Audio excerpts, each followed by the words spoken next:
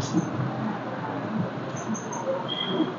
students, welcome to Indian IAS Academy. So video கான அனைவருக்கும் எங்கள் மனமார்ந்த நன்றிகள். So TNPSC group 2ல vacancies தரமாரியா இன்க்ரீஸ் ஆயிருக்கு. குறிப்பா BCom, BA Economics, BSc Statistics அவங்களுக்கு பெருமளவுல வேகன்சி அதிகமா இருக்கு. எல்லாருக்குமே கூட வேகன்சி அதிகமா இருக்கு. கரெக்ட்டா அந்த ஒரு போஸ்டுக்கு மட்டும் இல்ல, ஓவரால் பார்க்கறது எல்லாருமே இன்க்ரீஸ் ஆயிருக்கு. ஆனா இந்த BCom, BA Economics, BSc Statisticsக்கு மாசா இன்க்ரீஸ் ஆயிருக்கு. புரியுதா? அந்த அனௌன்ஸ்மென்ட் தான் இந்த வீடியோல பார்க்க போறோம். சரிங்களா? சோ இது TNPSC ரிலீஸ் பண்ணிருக்க அட்டெண்டம் தான். அதுல இன்க்ரீஸ் ஆன வேகன்சிஸ் மட்டும் கொடுத்திருக்காங்க. அதுல பாருங்க இன்டர்வியூ போஸ்ட்க்கு இன்க்ரீஸ் ஆயிருக்கு, நான் இன்டர்வியூ போஸ்ட்க்கும் இன்க்ரீஸ் ஆயிருக்கு. சோ என்னென்ன போஸ்ட்க்கு இன்க்ரீஸ் ஆயிருக்கு, இன்னுமே இன்க்ரீஸ் ஆகலாமா, இந்த மாதிரி ஃபுல் தகவல் இந்த வீடியோல பார்க்க போறோம். வாங்க வீடியோக்குள்ள போயிரலாம். இதே மாதிரி தகவல்கள் அனௌன்ஸ்மென்ட் எல்லாமே தெரிஞ்சுக்கணும்னா சேனலை சப்ஸ்கிரைப் பண்ணிட்டு போற ரெஸ்யூமே பாருங்க. ஓகேவா? வீடியோக்குள்ள போயிரலாம்.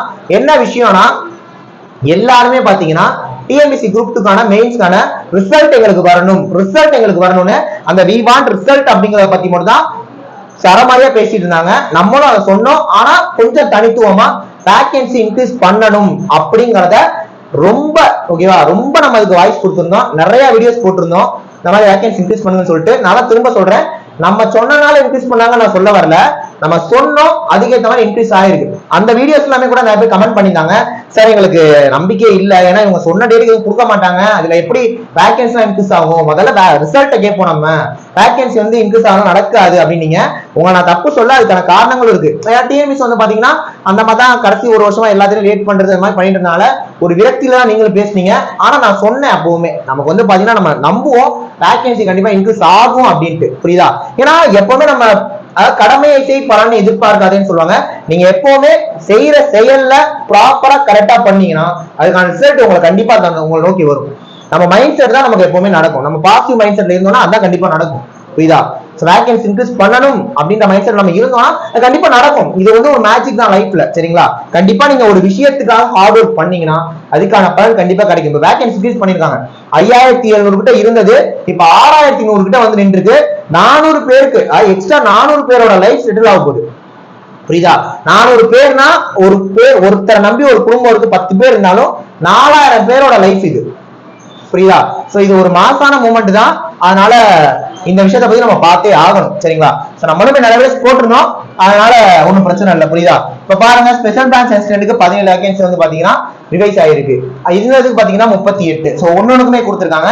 இதுல நம்ம குறிப்பா பாக்குறது வந்து பாத்தீங்கன்னா ஜூனியர் கோஆபரேட்டிவ் ஆடிட்டர் இந்த டிபார்ட்மெண்ட் ஆஃப் கோஆபரேட்டிவ் ஆடிட். இதுக்கு யார் யார் எலிஜிபிள்னு பார்த்தோம்னா BCom, BA Economics, BSc Statistics 3 பேருமே எலிஜிபிள்.